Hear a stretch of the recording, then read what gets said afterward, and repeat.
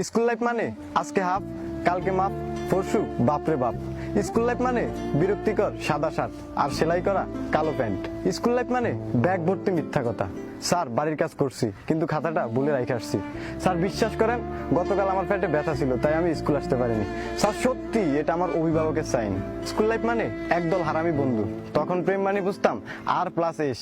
আর এই কাহিনী আমার হারামি বন্ধুরা জানলে আমার অবস্থা শেষ। রবীন্দ্রনাথ যদি আমাদের তৈরি জাতীয় সঙ্গীত শুনতেন তাহলে নিজেকে নোবেল পাওয়ার অযোগ্য মনে করতেন। শপথ মানে নিজে অন্যায় করব, অন্যের অন্যায়কে প্রশ্রয় দেব। স্যারদের নিকনেম গুলো শুনলে হয়তো তখনই তারা চাকরি থেকে রিজাইন নিত।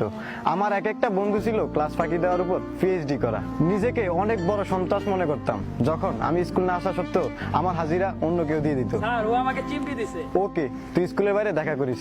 এরপর বীরের মতো কানে ধরিয়ে দাঁড়িয়ে থাকা।